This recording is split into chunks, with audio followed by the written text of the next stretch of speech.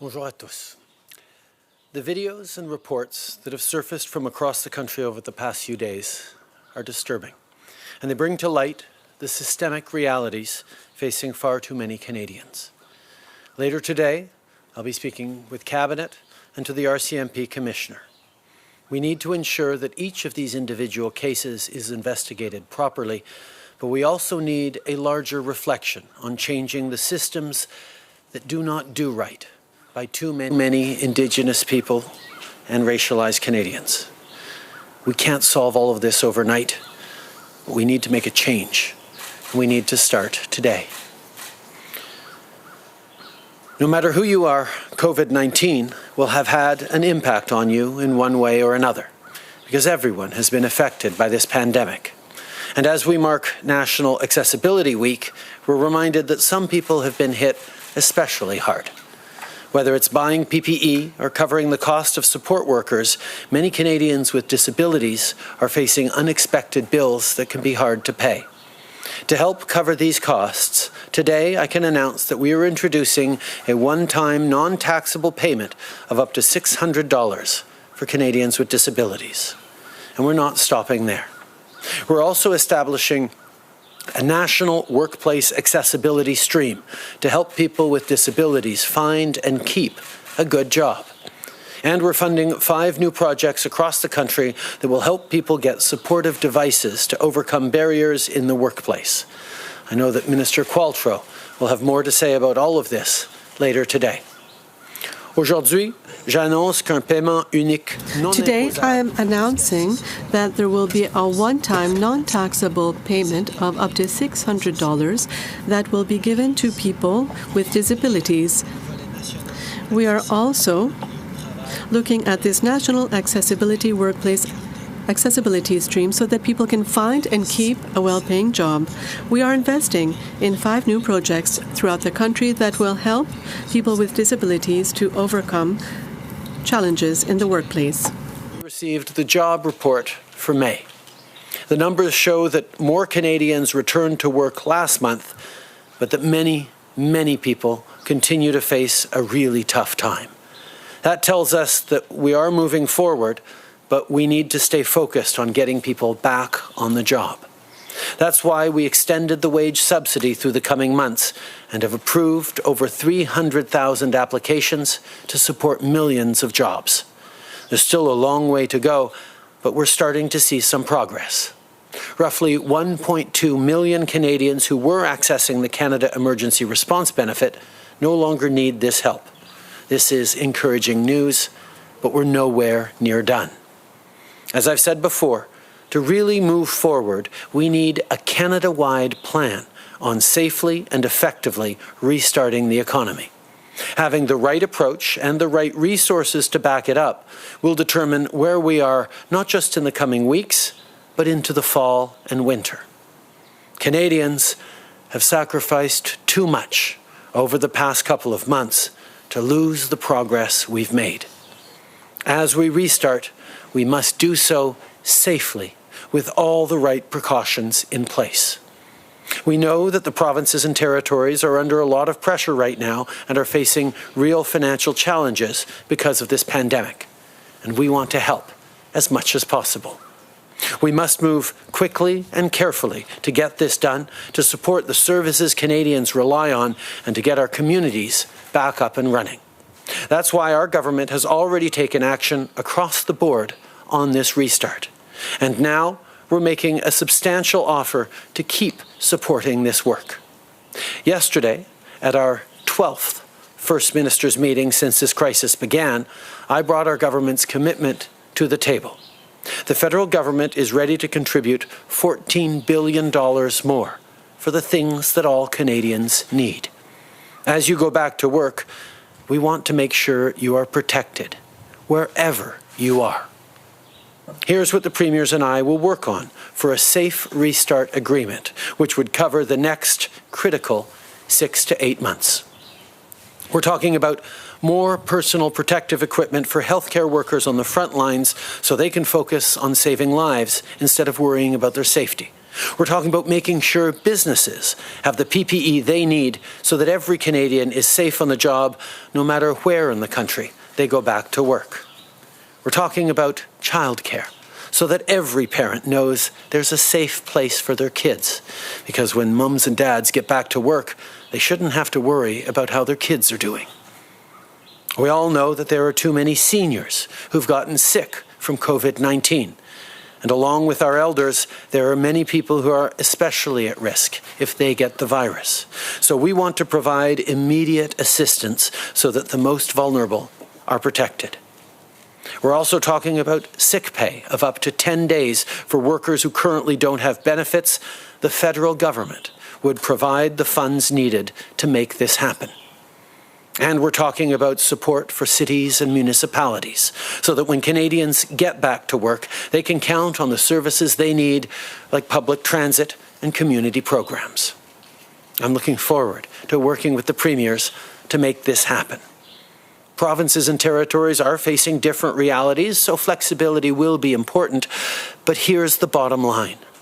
For seniors and people who need extra support, for kids and for workers, this plan is for you.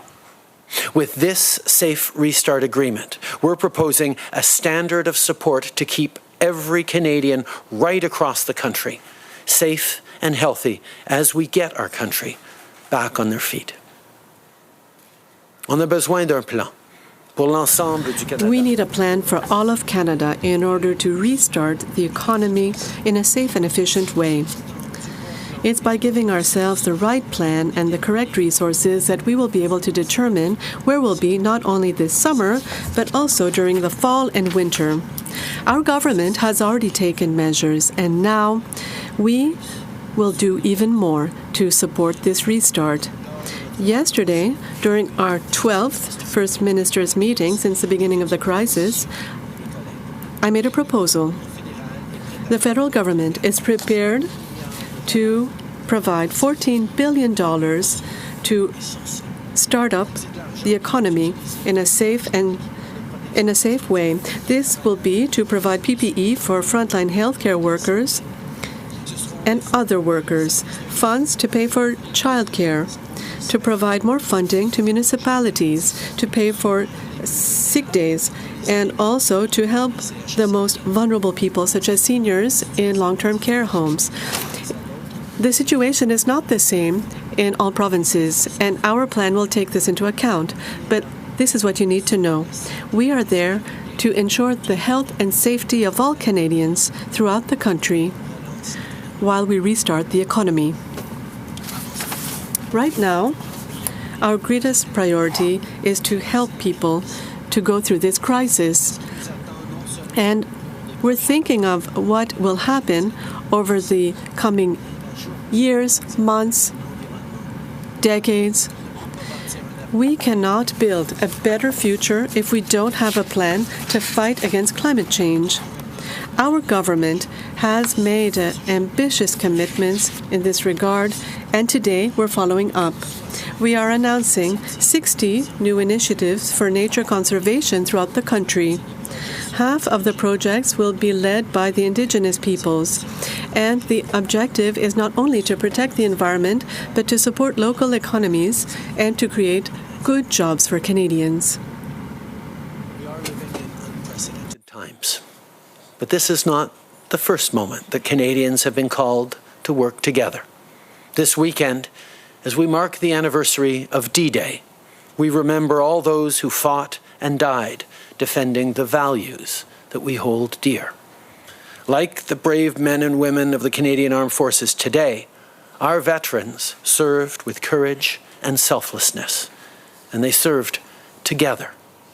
Just as we stand here this morning because of their sacrifice, Canadian troops stood on Juno Beach because of those who came before them. Because of the Allied forces who had, this same week 4 years earlier, completed the rescue of over 300,000 soldiers trapped on the beaches of Dunkirk. It was a remarkable operation, and not just because of the number of lives that were saved, but because of the number of people who helped save them. Hundreds of everyday men and women gave their boats to rescue their fellow citizens.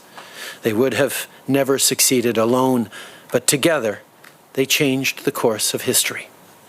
And 80 years later, as we face our own fight, their stories stand as a reminder to us all. Right now, we each have a role to play.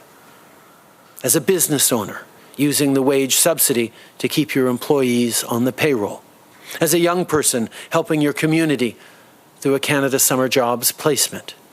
Or even just by staying home when you can and following physical distancing when you're out. No matter what you're doing to help, thank you. If we keep working together, if we keep supporting each other, we will get through this. Merci. Merci beaucoup, Monsieur le Premier ministre. On va commencer la période de questions avec le téléphone aujourd'hui. Opérateur, c'est à vous. Thank you. Merci. Première question, Hélène Buzetti, Le Devoir. Hélène Buzetti. Hello, Mr. Trudeau. I would like to know how much money the Liberal Party will receive or has received in the wage subsidy. I'm not sure. The wage subsidy program was implemented to help businesses and organizations, including not-for-profit organizations, to keep their employees, whether they be accountants, translators, administrators. There are people who work for many organizations and who need their paycheck to pay for their grocery bill and to support their families. These organizations are receiving the wage subsidy to help them keep their employees. Yes, I understand that maybe you don't have this figure with you, but I would like to know if you will commit to making this number public. The NDP did commit to this. The Greens have already told us how much money would be received, and we know that if it's not your party that will disclose, we will never have the information because it will be amalgamated in the Election Canada reports with other numbers. As leader of the Liberal Party, could you instruct your party to disclose how much money will be received? Yes, absolutely. The measures that we've taken with regards to the wage subsidy were done in all transparency. All organizations, all businesses that have used the wage subsidy throughout the country will be disclosed to ensure full transparency. And yes, I commit to sharing the information for the Liberal Party. Thank you. Merci. Next question, Mia Rabson, The Canadian Press. Line open. Good morning, Prime Minister. Yesterday, you seemed a little reticent to comment directly on some of specifically on the incident in Nunavut with the RCMP. You say this morning that you're disturbed by what you've seen. But what do you say to Indigenous Canadians who, when the police show up, feel fear and not safety? I think far too many Canadians feel fear and anxiety at the sight of law enforcement officers and authorities of various ways because we have continue to have systemic racism in this country, systemic discrimination. That means that Indigenous Canadians, racialized Canadians, are vulnerable in these situations. This is not something that is new for racialized Canadians or Indigenous Canadians. This has long been their reality. But over the past weeks, we've seen a large number of Canadians suddenly awaken to the fact that the discrimination that is a lived reality for far too many of our fellow citizens is something that needs to end. And that is what we are working on. Okay. We know that for far too many Canadians, racialized Canadians, Indigenous Canadians, the reality for them when they interact with authorities can be very different from that of the majority of Canadians. These are systems where there is systemic racism and discrimination, and we need to change things.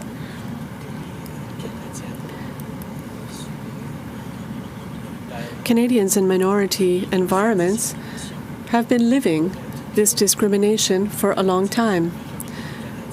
Most Canadians who didn't know the extent to which this was serious were made aware of it during the past few weeks we need to take measures to make great progress. Wondering what specifically are you planning to work on when it comes to dealing with the fear that some people feel when the police show up? Saying that it's not okay is one thing, but what specifically is your government going to be putting on the table to try and stop this? There have been many reports, many recommendations, including the calls to justice from the Missing and Murdered Indigenous Women and Girls inquiry that have laid out concrete steps that can be taken, and we will be moving forward on those. I will be discussing those and other measures with Cabinet this afternoon. I will also be talking with the Commissioner of the RCMP. I will remind people, however, that the federal government does have authority over the RCMP, but we need to work with provinces and indeed municipalities to cover all police forces and justice systems across this country. And these are the kinds of things that we need to do as a country across all orders of government in the coming days. Okay. Évidemment, nous allons avoir des conversations en tant que cabinet. We will have discussions as a cabinet and as a government as to what we can do, especially with regards to the RCMP.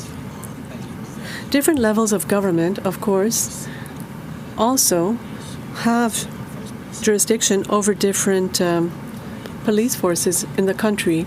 We need to work together to deal with these issues and to make progress, not just gradual progress, such as what we've been seeing for a long time, but concrete, true progress for millions of Canadians that are experiencing discrimination on a daily basis.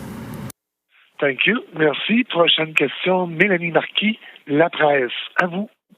Mélanie Marquis. I'd like to come back to this $14 billion that you've been offering to the provinces. So this was an offer. How was it received? Is this a targeted transfer? That is to say that the funds will have to be spent according to federal criteria? Yes, these would be targeted transfers. We recognize that throughout the country, Canadians need to have the same tools and need to have the same level of confidence to face a potential second wave of COVID, but also to be able to restart the economy. We have a very clear idea on the elements that are essential for this, essential for a safe restart. These funds will be there to ensure that all Canadians, regardless of their province or territory in the country, will have what we need to reopen as a country. Yes, these are measures, and these are funds that will be targeted towards very specific standards that need to be met for Canadians right across the country. We know that reopening the economy is going to require to have certain things in place for it to be safe, for Canadians to have confidence. And the federal government wants to make sure that right across the country, every single Canadian has what they need to be able to restart safely, and we look forward to working with the provinces to make that happen. On suivit, Mélanie? Oui, merci. Juste, M. Trudeau, yes. How was this received by your provincial counterparts? Also, I would like to talk about the CERB. CERB is reaching an end for those who applied in March. To allow these people to prepare, could you tell us what you're going to do with regards to the CERB? Are you going to extend this program, or are you going to stop the program? First of all, the conversation with the provincial premiers was very positive last night. We do have a lot of details that need to be worked out in the days to come. We hope that we will be able to send this money soon to help Canadians throughout the country, and that they will start, that there will be a safe restart. Now, with regards to CERB, we recognize that deadlines are arriving. We're working as a government to look at the next steps, and we will provide information on this to the media and to the citizens as decisions will be made. Thank you. Merci. Next question, Dylan Robertson, Winnipeg Free Press. Line open. Good morning, Prime Minister. Manitoba Premier Brian Pallister said he'll be asking your cabinet to change its tone on Indigenous people holding spiritual ceremonies that violate provincial public health orders. The Premier said he wants clarity from you. I'm wondering if you buy his argument that your minister is encouraging a different standard based on race and creed. As a federal government, we've been very clear that local authorities need to work with public health officers to ensure that their citizens are safe, whether they be municipal authorities or Indigenous governance, Indigenous leadership. We need to make sure that we're doing everything in line with public health in order to keep our communities safe. Obviously, the situations will vary across the country in terms of what is needed to do, but working with local public health authorities is essential to keep all Canadians safe. Je pense que nous nous attendons tous à ce que les autorités. We all expect local leaders and local authorities, whether they be Indigenous, municipal, or others, work with public health experts to make sure that the correct measures are being taken to protect citizens. Situations will vary throughout the country, and this will depend on the situation they're facing with COVID. We expect all community leaders to work with healthcare experts to make sure that appropriate decisions will be made for the citizens. And further to Mia's question regarding police and Indigenous people, I'm wondering what concrete actions are on the table, such as paying for body cameras as part of the RCMP contract police agreements, or outside of your jurisdiction if you're considering implementing a national standard that would apply to city police forces. We are looking at a range of options. As we know, there has been gradual progress over the years, but it hasn't been enough. And today and in the coming days, we will continue to look at ways of moving forward significantly to ensure that we reduce systemic discrimination in this country and that all Canadians, Indigenous and racialized Canadians and others, feel safe in this country, in their country. Évidemment, nous allons travailler dans les jours à venir. In the days to come, we will work on measures that we can take to reduce systemic discrimination. We want to make sure that Indigenous or racialized Canadians feel safe in their country. There's a lot of work to be done. We've made gradual progress. We need clear steps and new measures, stronger measures. Philippe Vincent. There are hundreds of Canadians that are stuck in Morocco. They're unable to leave. Others are stuck in different places of the world, and they would have liked to leave on the first flights. They were unable to leave, and now they're wondering what the federal government is doing. They feel abandoned by the government. Some of them have medical conditions, and they're not able to travel throughout the world to come back.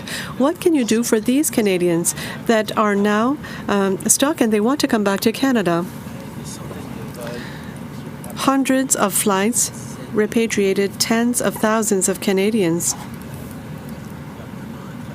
The government worked closely with many other countries and airlines to assist a huge number of Canadians. We do recognize that some people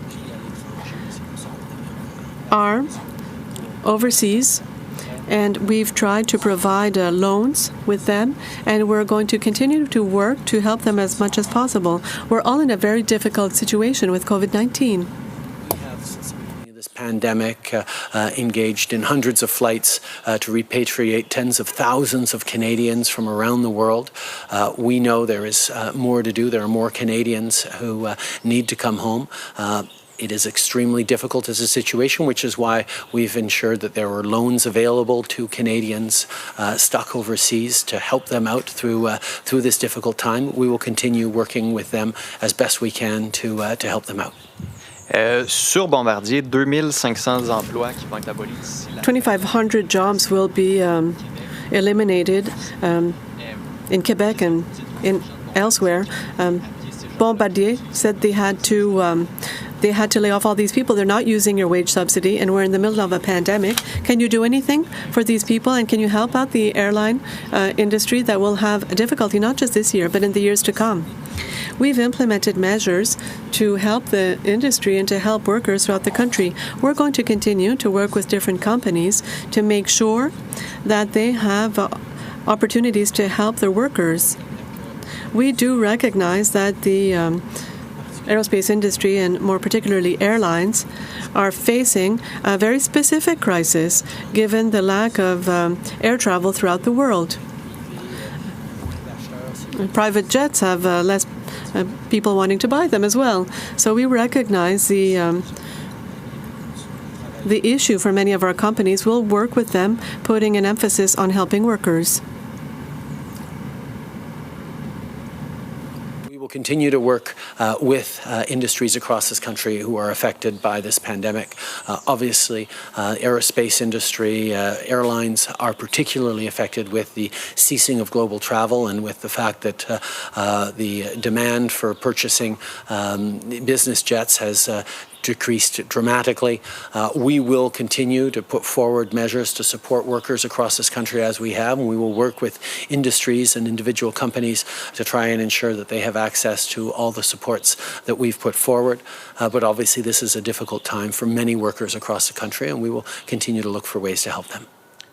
Hi, Prime Minister. Tom Perry, CBC. You said in your opening remarks, we need to change the systems that do not do right by too many racialized and Indigenous people. You've also been talking about systemic racism a lot lately. So I'm wondering, broadly, what do you think needs to change in policing? And specifically, do you think that racism in police ranks is part of the problem? I think, as with so many systemic challenges, there are multiple factors that come into this, and we need to work together as a country, but we need to engage and listen to racialized communities, Indigenous peoples, as we have been through the Missing and Murdered Indigenous Women and Girls Inquiry, as we have through the Path to Reconciliation. We need to continue to engage, to look at concrete measures. We've made gradual progress over the past years, but gradual progress, incremental progress just isn't enough. We need to make stronger and bigger changes, and that's exactly what we're going to work on. But is racism within police, within the policing system, is that part of the problem being faced by Indigenous people, racialized people?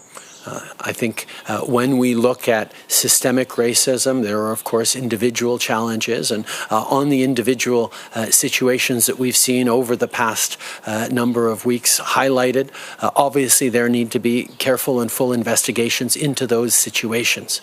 But we also need to take a step back and look at the scope of the system and address the challenges that exist within there. Je sais que quand on parle d'un problème systémique, when we're talking about a systemic issue, yes, there are individual components, but it's also an entire system that has to be addressed. The examples that we've seen over the past week to 10 days highlight that, yes, we do need investigations in these specific situations to understand what happened, but we also need to look at the entire system.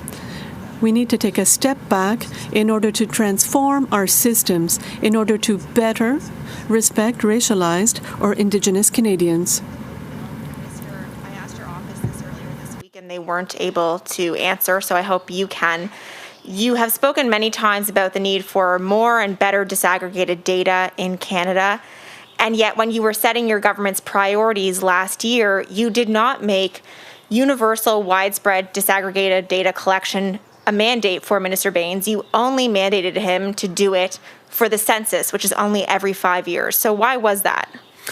We recognize that there have long been challenges in Canada about collecting disaggregated data. It's indeed a challenge around the world, which is why a number of years ago we invested millions of dollars towards Statistics Canada to start improving our ability to collect race-based data, disaggregated data. We know there's a lot more work to do, and that's exactly what we're working on. For several years now, we've recognized that we need to have better data, including ethnographic data. We've invested millions of dollars in Statistics Canada to do better. But of course, there remains a lot of work to be done. affects women, but we don't know what its effect is economically on racial minorities because the data is not collected. Why should people take you seriously that it's a priority for you now if you did not set it as a priority across the board when you were making your government's priorities? As I said, for a number of years, we have made significant investments towards greater collection of disaggregated data. We have made progress on that, but there is much more to do, and not just at the federal level, across the provinces as well. Through the first early days of COVID-19, we collected numbers of cases without even having age or in some cases gender data on who was being affected. So we know we need to do much better to properly understand where things are hitting hardest in this COVID-19 crisis. At the same time, however, we haven't waited till we get data to address the challenges posed by certain vulnerable populations. We've flowed greater funding to community organizations and grassroots organizations that are helping out people who we already know to be more vulnerable and marginalized, and we will continue to do that. But yes, we need to do a much better job around disaggregated data, and that's something we're going to do. Since the beginning, we've seen that the data collected for COVID-19 was lacking in several details. We didn't even have the age of the people who were affected with COVID-19. We know that more needed to be done. We also knew that the most vulnerable communities would be affected disproportionately. This is why we invested funding for community organizations serving the more vulnerable populations to make sure that we were helping. But yes, of course, more remains to be done. March happening today in Ottawa to protest racism. Can you tell us if you'll be joining that march and what type of message you think you'd like to send to those protesters? And if you're not going, can you tell us why you won't be joining the march? Canadians right across the country are joining together and standing up to speak out clearly about the systemic discrimination that has existed for far too long in our country.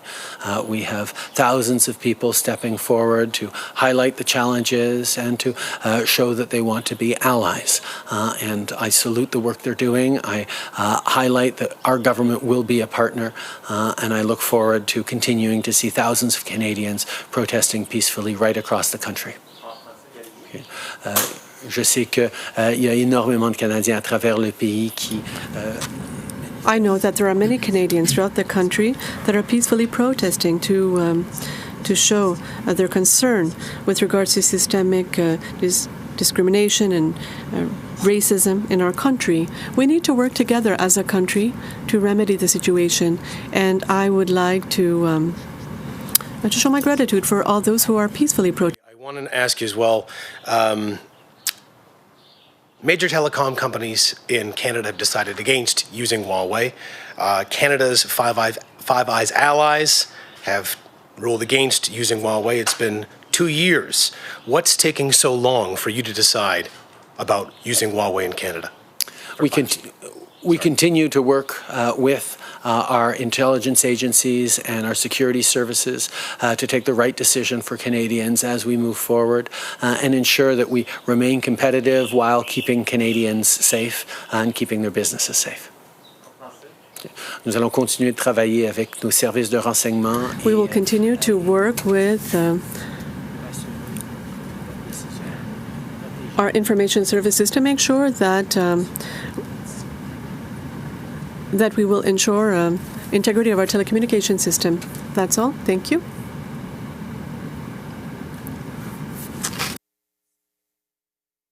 Hello again, I'm Marc-Andre Cossette, and you've been listening to the latest COVID-19 update from Prime Minister Justin Trudeau.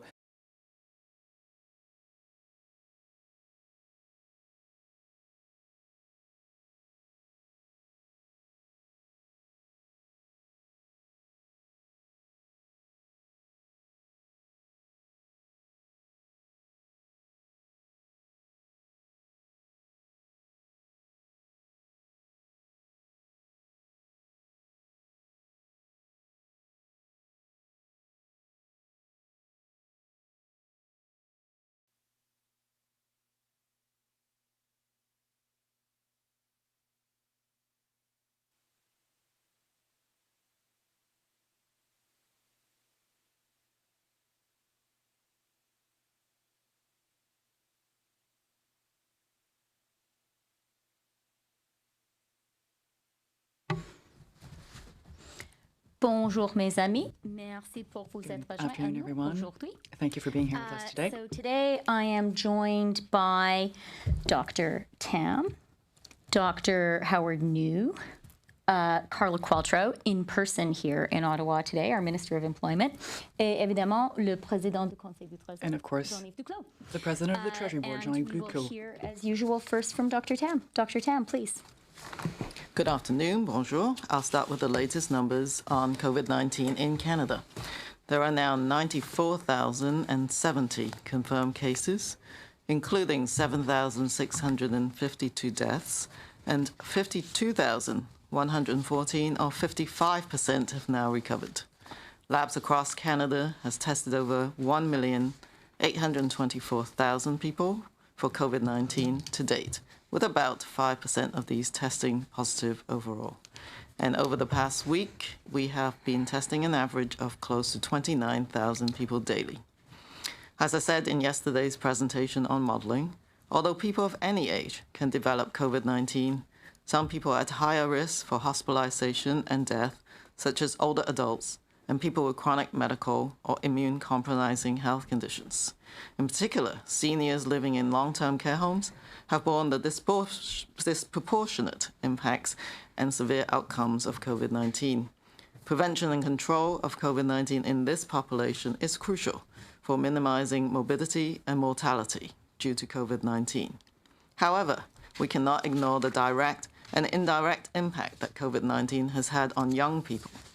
While the number of cases among children and youth has remained low, young people have experienced major disruptions in their lives, whether due to illness in the family, closure of schools and recreation programs, or missing social connections and celebrating special events resulting from physical distancing measures.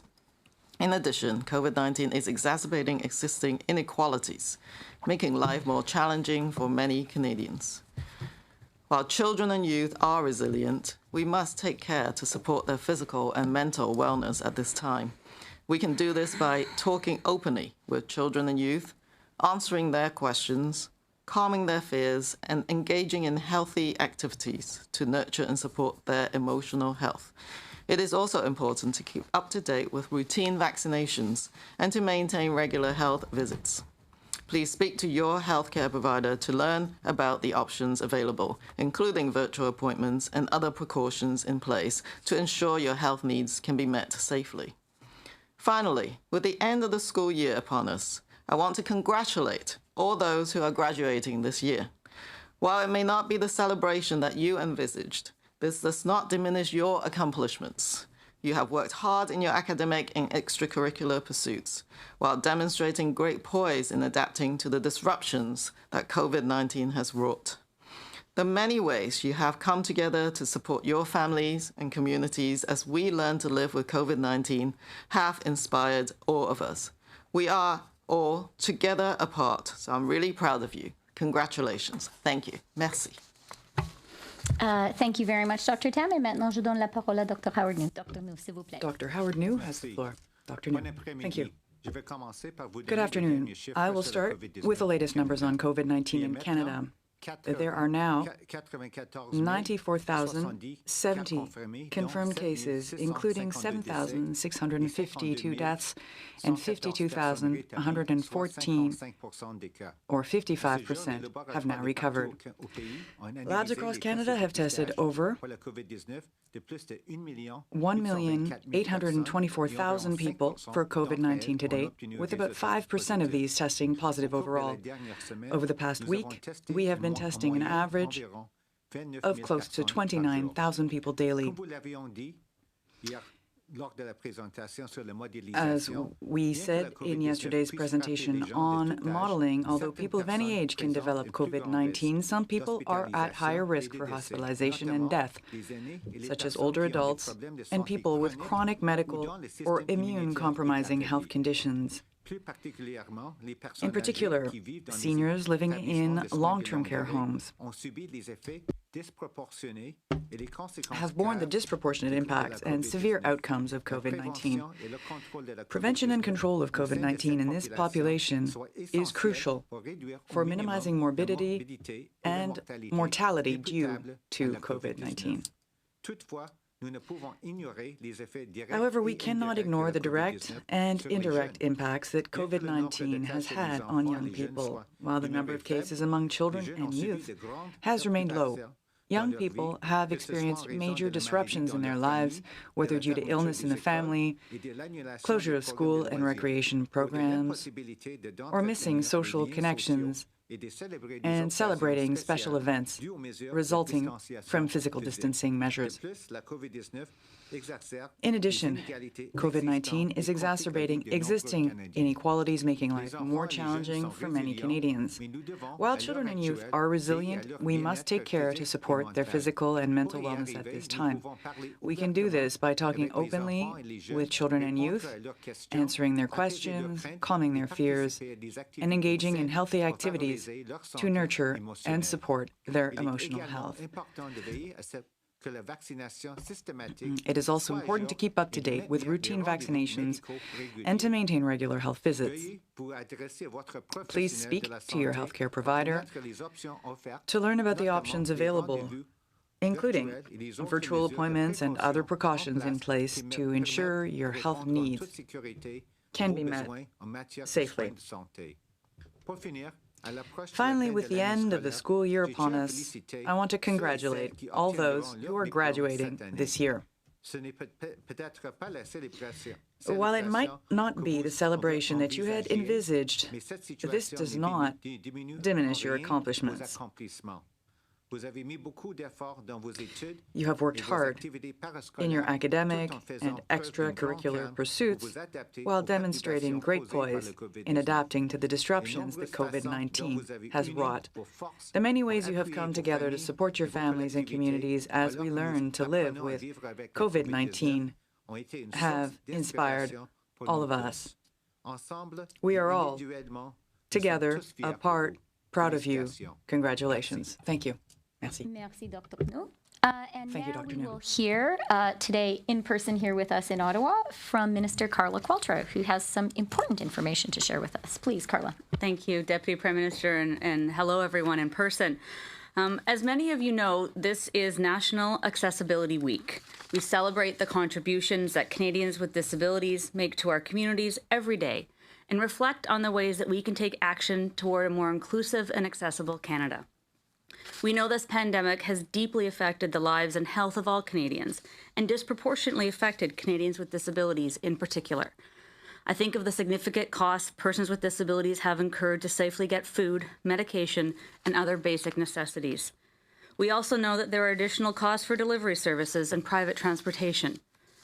Il se peut aussi que les travailleurs de soutien pour les personnes en situation de handicap Support ne soient pas workers disponibles for ou doivent être these payés people en may privé not be en raison available d'une baisse de or services bénévoles may en have to circuit de be paid for subventions. privately because of a lack of That's why supply. today, the Prime Minister announced a one-time payment of $600 for persons with disabilities to address these expenses. This payment will go to existing disability tax credit certificate holders, which includes parents with children or dependents with disabilities, seniors, veterans, and many other Canadians that we know have costs associated with severe and prolonged disabilities. Il n'est pas nécessaire de présenter une demande pour recevoir. It is not necessary to apply for this amount. $548 million investment will benefit around 1.25 million Canadians. We also recognize that persons with disabilities are at a higher risk of job loss during economic downturns, which is why we've established a national workplace accessibility stream, and we are investing $15 million in 2020 to 2021. In addition, we're investing $1.18 million in projects through the Accessible Technology Program. I'd also like to acknowledge the members of the COVID-19 Disability Advisory Group that have been providing important advice in the lived experiences of Canadians with disabilities and helped shape today's announcement. I thank them for their continued work. Je suis certaine que ces mesures I'm certain that these measures will be of great help to all Canadians who are living with disabilities throughout this country. It's a win-win for everyone if every Canadian can play an equal role in our economy and our society. Finally, I'd like to address today's job numbers. Since the beginning of this crisis, we've been focused on providing Canadians with the support they need as we work together to contain the spread of the virus and to keep Canadians safe. As the Prime Minister mentioned earlier today, we know that roughly 1.2 million Canadians who were accessing the CERB no longer need this help. And today's job numbers reflect some positive progress in terms of people returning to the workforce. While this is indeed encouraging, there's still a long way to go. Many Canadians continue to face real challenges during these times. And it's for that reason that I want to reiterate that our government will continue to be there for Canadians. Nous traverserons cette période difficile. We will get through this tough period together. Okay, thank you very much, Carla. Et maintenant, je donne la parole au président du Conseil And now, the President of the Treasury Board, Jean-Yves Duclos. Thank you, Christia, and good afternoon, everyone. This morning, we have some good news. We'll focus on three. First, what Carla just described, which is support up to $600 for people living with disabilities throughout this country, certainly in Quebec. The COVID-19 crisis has increased the barriers for these individuals. Second piece of good news is the support for provinces and territories, including Quebec.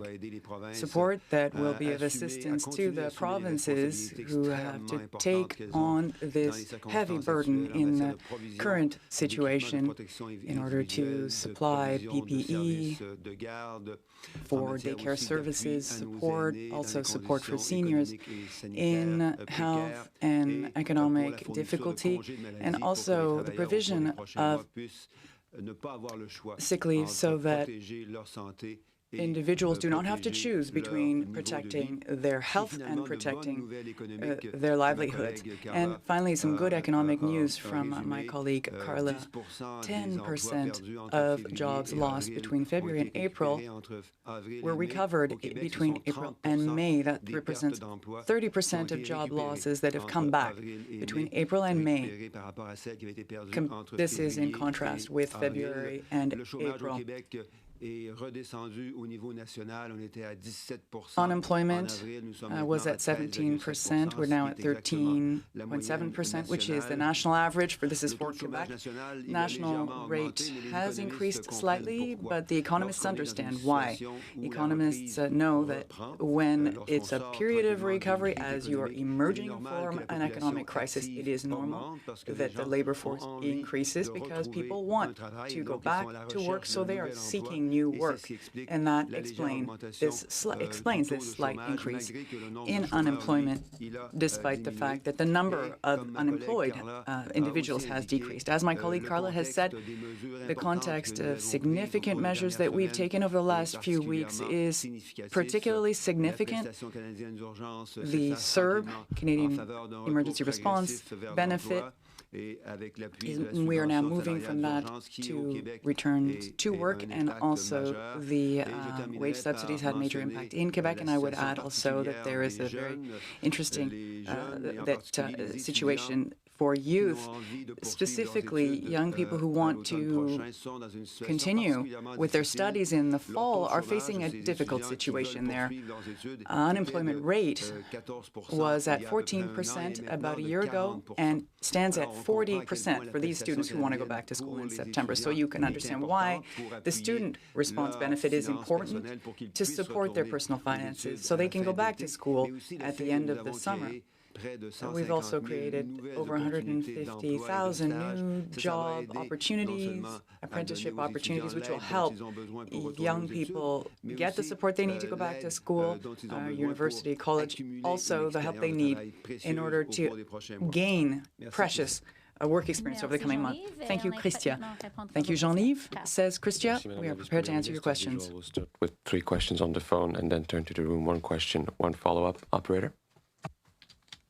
Thank you. Merci. Our first question, notre première question nous vient de l'inaudible avec la presse canadienne. Please go ahead. À vous la parole.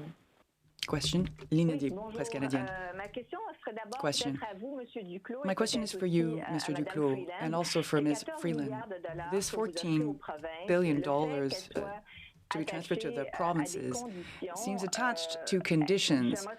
I would like to know how provinces took to that. Do you really think you'll be able to agree with the provinces, given the fact that these are provincial areas of jurisdiction, mainly health in this case? Answer. Thank you for your question, Lina. I'll attempt to answer, and perhaps Jean-Yves will have a few words as well.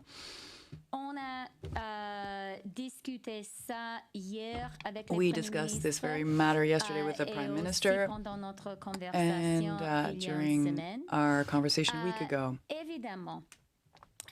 Obviously, our objective, the federal government's objective, is to help Canadians as the economy reopens. And we can see, given the figures we've received today, that this reopening has started, and it's a good thing. But we understand that there remains much to be done to be sure that this reopening is possible, that this economic recovery takes place in conditions that protect the health care of all workers, Canadian workers. We also understand,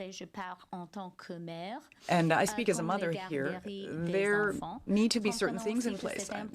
Childcare, daycare, and it's also important to support municipalities. Specifically with respect to public transit, we understand that these things are within provincial areas of jurisdiction. But I have to say, Lina, that when I speak to Canadians, for Canadians, the thing that matters is not whose jurisdiction it is. What matters is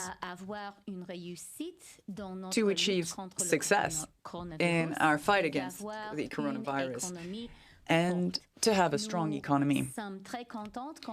We're pleased that we now have this opportunity to work in close cooperation with the provinces. $14 billion is a significant amount. And of course, it is important for the federal government to be sure that by working through the provinces, we can guarantee the right conditions, the necessary conditions are in place for all Canadians throughout the country. The important thing from our perspective is to ensure we have the conditions here in Canada for a safe and effective restart of the economy. The jobs numbers that Carla and Jean-Yves have just spoken about show us that that restart is beginning. And I am so grateful to all the Canadian workers, to all the Canadian businesses who are participating in it. We understand that we have to make sure that people have the things that they need to make that safe restart healthy, to make it safe, and to make it possible.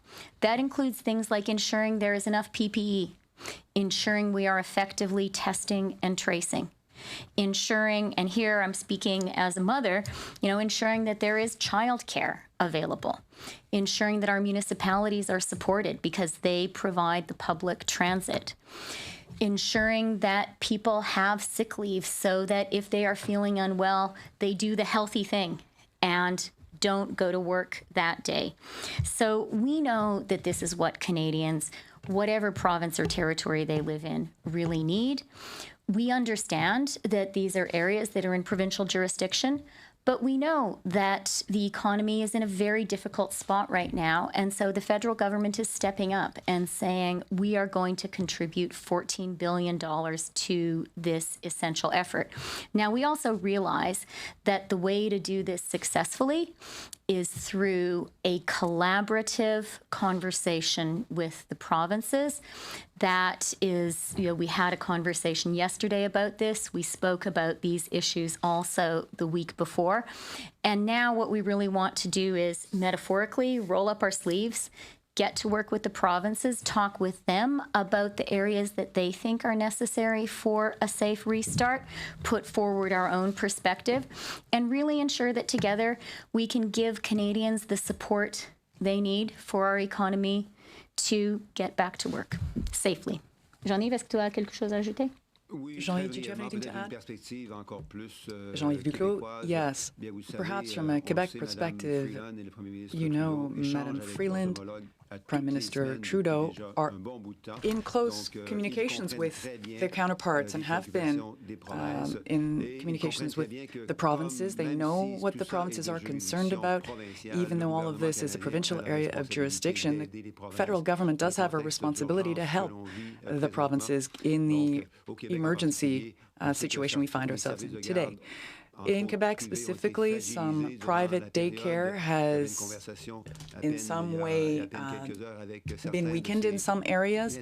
I've had this discussion with some stakeholders in this field, although the Canadian government understands fully well that it's a Quebec government responsibility. We want to be able to help the government of Quebec act in this period. Same thing for seniors, same thing with personal protective equipment, testing, tracing. All that requires significant resources. The provinces are being pressured financially in that regard. The issue of sick leave, the Premier Legault mentioned that it would be a very heavy burden if it were only on the provinces, and so Madame Freeland, all premiers have worked very hard in order to work collaboratively to achieve that end. Question? Thank you. So if I understand correctly, because this is a pandemic, you do not think there will not be any quarreling regarding jurisdiction between Quebec and Ottawa. I'd like to know also how much of that money will be going to municipalities. You were talking about public transit. Cities are also facing major pressures. Is there an amount that is earmarked for municipalities in that regard? Answer, Madam Freeland. That's an excellent question, Lena. I fully agree with you that the cities and municipalities have major needs, and we are absolutely in agreement with the fact that cities and municipalities are essential to a restart. The federal government is prepared to make its contribution, and that is what the Prime Minister referred to today. Now, referring to specifically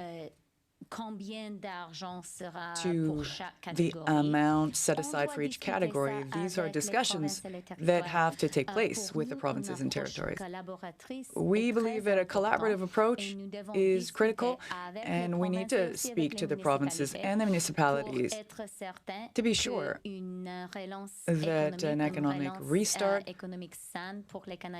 is healthy and will work for Canadians. Thank you. Next question. Thank you. Merci. Our next question. Notre prochaine question is from Mia Robson with the Canadian Press. Please go ahead. À vous la parole. Yeah, this is probably for Minister Freeland. If you're still working with the provinces, you're sort of saying you're metaphorically rolling up your sleeves now to figure out the details of this program. You can't tell us how much is earmarked for municipalities specifically. How did you arrive at this $14 billion figure, and how is it going to be dispersed to the provinces? Have you figured out even any of those details, how much each province would get? Well, let me say a couple of things. If you are going to have a truly collaborative approach and a true discussion, you can't go into it saying, and by the way, this is going to be exactly what the end result is. Since we really believe in having a collaborative approach with the provinces, and we understand Canada is a huge country. The needs differ very, very much from coast to coast to coast. We really are approaching this by saying to the provinces and territories, we understand that a safe restart is essential and that it is expensive. We said from the beginning of this crisis, we are not going to quibble about federal provincial responsibilities. We are going to be there to support Canadians across the country. And that is what we are doing here. In terms of the Prime Minister specifically saying, and we're going to put $14 billion on the table, look, having been through a few negotiations myself, I really believe that someone has to get the ball rolling. And it's important to start putting some specific offers on the table. That's what the federal government did last night in the conversation with the premiers, and that's what the Prime Minister has shared with Canadians today. One other thing that I would like to really underscore is what we are talking about is the safe restart right now. So this is not a long-term plan. This is for ensuring a safe restart over the next 6 to 8 months. And I think it's important for Canadians to understand that that's the time frame that we're focused on. Thanks. Follow up. Yeah, I'm also curious from Minister Qualtrough. Labour groups, business groups, economists, they're asking for sort of an overhaul of the emergency response benefit program and maybe rethinking how EI works. So the jobs gains are continued. Are you considering any changes to either of those programs? And if yes, what are they? Well, thank you. It's important to understand that when we put in place the CERB, we did so because we asked Canadians to stay home and be safe and not work. And as we look into the months coming, as the Deputy Prime Minister said, we've got a different goal in mind. People need to get back to work safely. And so as we look at the extension to the wage subsidy, as we look at Canadians having exhausted their 16 weeks of CERB, as we look at potentially transitioning EI-eligible Canadians back into the EI system, of course, conversations are happening within Cabinet, with the provinces and territories, with Labour, with business associations on how best to structure our support moving forward. On the one hand, we know Canadians will continue to need support. While optimistic, what the job numbers showed today is that 490,000 people entered the labour force and 290,000 new jobs were created. Certainly better than job loss, but the unemployment rate is still up. So our thinking moving forward is how do we balance a need to continue to support workers while not disincentivizing work. And absolutely those conversations are happening right now. Thank you, Minister. Operator, next question, please. Thank you. Merci. Our next question, notre prochaine question is from Mélanie Marquis avec La Presse. Please go ahead. À vous la parole. Thank you very much. My question is for Ms. Freeland. To get back to my colleague Lena's question about municipalities who have an important role to play and major pressures on them right now, to be clear, the conditions you're asking of the provinces is that they set aside a percentage of the money that you will be providing for certain aspects for municipalities. Is that part of the conditions you're referring to? Answer. Thank you for your question. I would prefer not to use the word demand or demande that you used in French. What we need is to engage in a collaborative conversation with the provinces and territories, and that's precisely what we're trying to do. Now, with respect to municipalities, to us, that is one of the main objectives of this agreement, of this federal initiative. We absolutely understand, on the one hand, the reality that municipalities are facing. They are essential to the Canadian economy, and they are especially, all the more so, essential given our restart. On the other hand, we fully understand the fiscal position municipalities find themselves in. So yes, an important aspect of this conversation will be the support of municipalities. And the federal government has made a proposal. To us, it will be important to have these discussions, to have these conversations with the provinces and territories, and I hope we will also see support from the municipalities. Follow-up. Yes, a question for Madame Freeland. Earlier, Prime Minister Trudeau, in his speech, said that the situation varies from one province to the next, and our plan will take this into consideration. What does that mean in terms of a breakdown of these amounts? Will it be based on demographics? Will it be based on the way in which the crisis specifically affected a particular province? Ontario and Quebec, for instance, were hard hit. Will that be part of the calculus to determine how much each province will receive? Answer. As always, I fully agree with the Prime Minister. And one thing that we understand clearly at the federal level is that our vast country is very diverse, and we understand that the situation in Nova Scotia is quite different than it is in BC, and quite different from the situation in Quebec.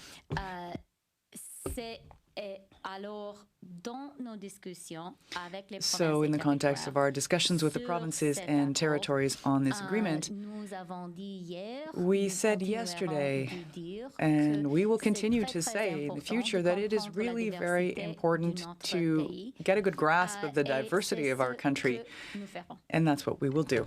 Thank you, Deputy Prime Minister. We'll now turn to the room. Mac? From CTV News, I'd like to start off by asking about Hong Kong. Prime Minister Boris Johnson in the UK has put a pathway forward to get 2.5 million citizens of Hong Kong and potential British citizenship quickly. This seems like a country that is in line with Canadian values. Many of the people who would be leaving Hong Kong right now are fighting for democratic rights. They also, many of them speak English and are highly educated. Why is Canada not putting in place an immigration system to encourage these people who would fit in Canada quite nicely, a way to come here in an easier fashion like the UK is? Well, thank you very much for the question, Mackenzie. And let me start by saying there are already roughly 300,000 people who currently live in Hong Kong who can come to Canada this afternoon. These are people who are Canadian citizens.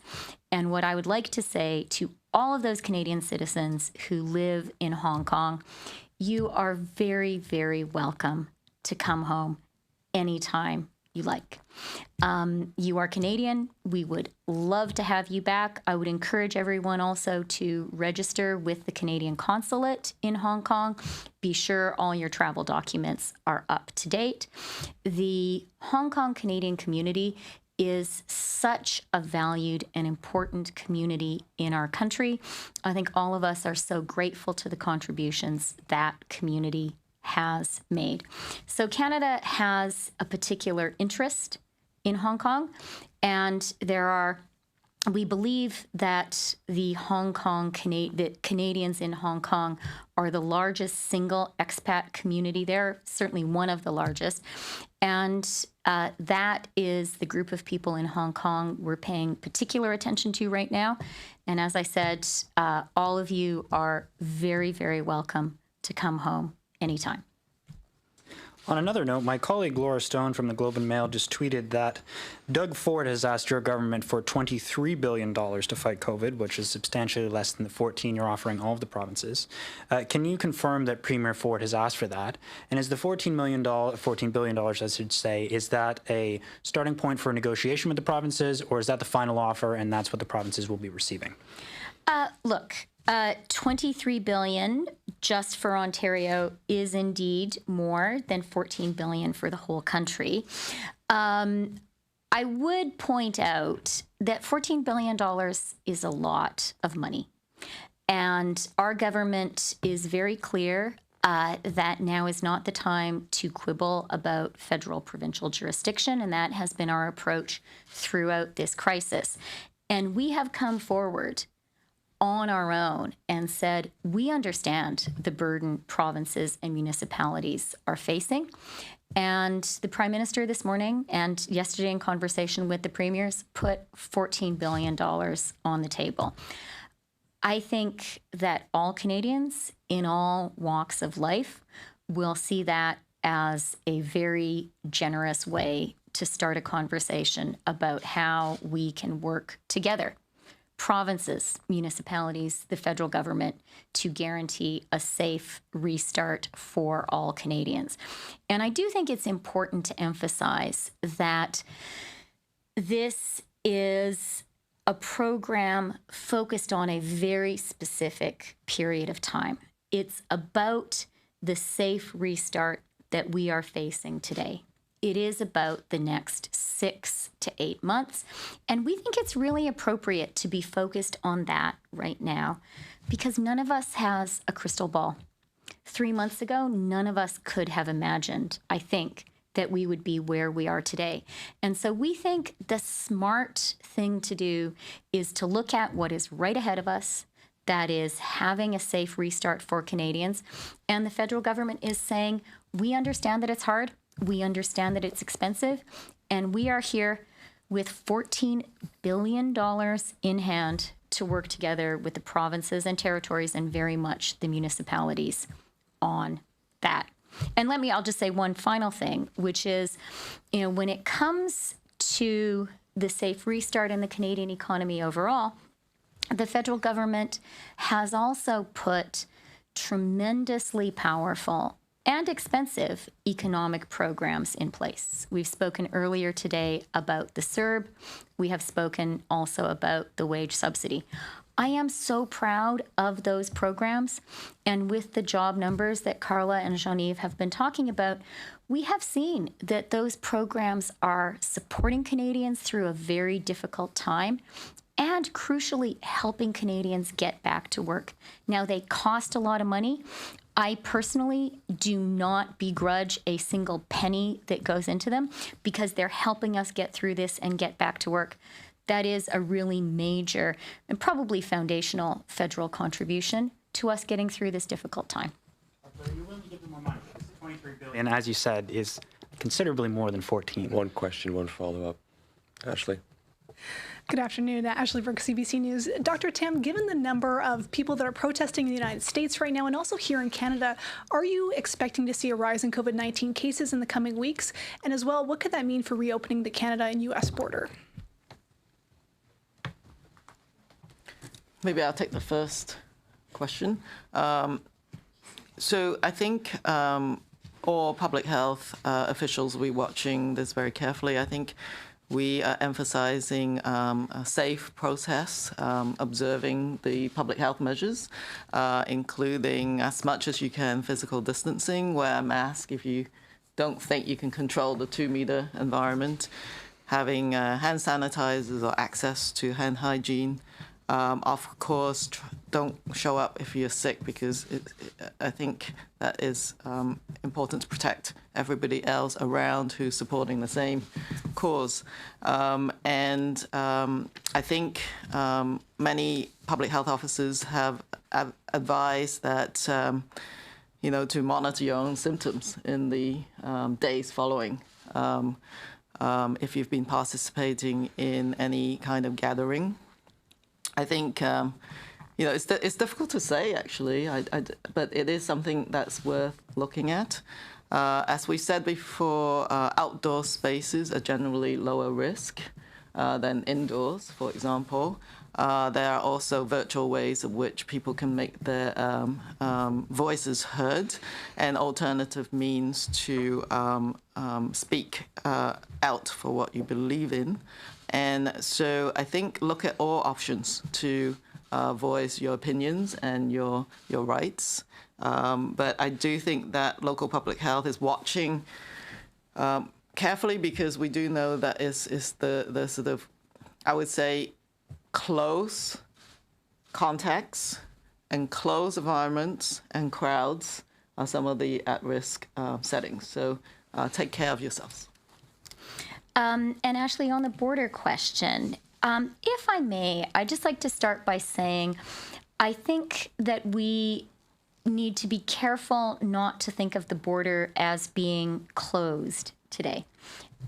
Really critically, the Canada-U.S. border is currently absolutely open to essential travel. And one of the really successful aspects of the border agreement that we've reached with the United States and the decisions we've taken about the border here in Canada is that essential travel, including essential trade, is happening. We're seeing, for example, the auto industry restarting, and trade across the border for that industry continues to happen. That is so important for our economy, and it is great that it is continuing unimpeded. Now, when it comes to non-essential travel, to protect the health of Canadians and indeed for our neighbors to protect their own health, we have imposed restrictions on non-essential travel. And those restrictions are there to keep Canadians healthy and safe. We are constantly monitoring the situation at the Canada-US border, and our priority is always going to be to take care of the health and safety of Canadians. The labor statistics today showed that they disproportionately affected women as the economy reopens, and in part it might be as well because of daycares being shut down. But do you have a concern overall that this could be a systemic issue in the long run for women going back to work? Thank you. Really important question. We saw today that 29% of the jobs that were created last month were for women, and obviously that doesn't match that 50% of our population are women. Absolutely, we need to understand the impact, the disproportionate impact that this pandemic has had on women, whether it be increased childcare responsibilities, precarious work to begin with, undervalued work to begin with. So we absolutely know as a government that a successful recovery from this will necessarily involve a deliberate focus on supporting women, mothers, as Christia mentioned in particular, through this. Yeah, and I would just add, I think that is an excellent question, and it is a preoccupation of all of us in government. I think it would be fair, as some economists say, to describe the recession we are currently experiencing as a she-cession. And we know that we need a, do people say she-covery? But, our government is a feminist government, and the particular nature of this economic crisis is it hits women especially hard. We're focused, therefore, on ensuring that we support women, and that is one reason why a key element of the safe restart that we would like to discuss with the provinces and territories, that we are discussing with the provinces and territories, a key element of that safe restart needs to be childcare, because for women, for mothers, without childcare, it's impossible for them to go back to work. Thank you, Deputy Prime Minister. We'll take one last question on the phone. Operator.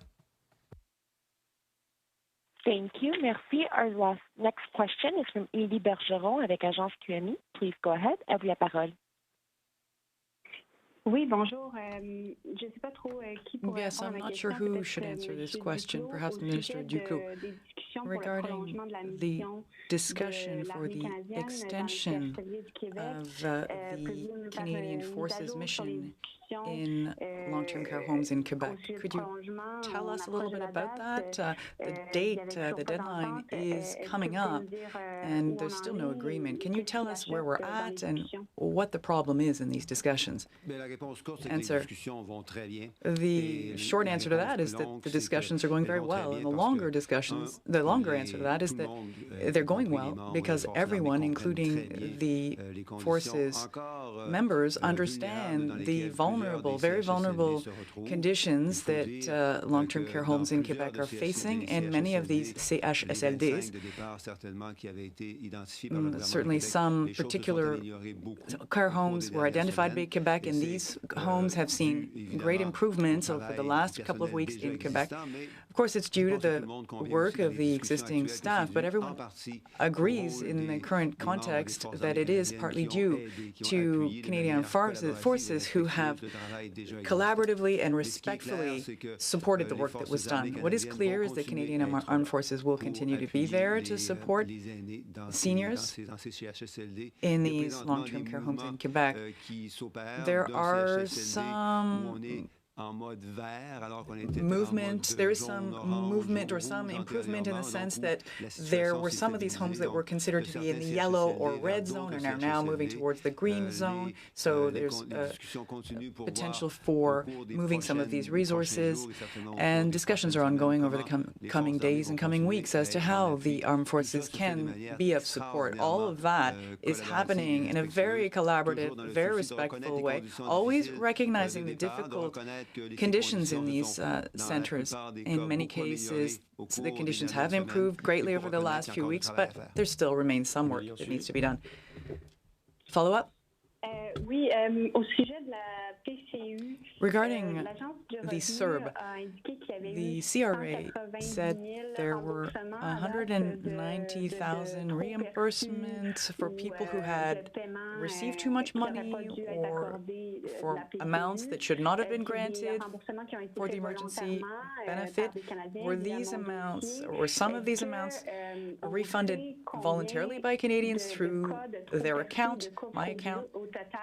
Do we know how many cases of this exist, and what's the proportion of cases does that represent? Answer, what we know is that the CRA is a very solid agency. Madame Le Boutier, the minister, repeats it. It's an agency that has a lot of information on Canadians, but also has highly qualified, dedicated staff that is tracing back any case of fraud that could occur. They're already doing that in normal circumstances, even all the more so in this crisis. The point was that the CERB had to be implemented very quickly, but Madame Le Boutier, the minister, and all government members, the Prime Minister, have all said repeatedly that yes, this benefit would be vigorous, but also rigorous in a sense. Both of these factors had to enter into play because in the coming weeks, if there are any examples of errors, and sometimes, unfortunately, some examples of fraud, well, this rigorous approach will help. The CRA will address these issues and correct them. Madam Qualtrough, did you have anything to add? Response, answer. Yes, absolutely. There are some people who applied both for the CERB and EI at first, as I said, so there was a doubling up of payments.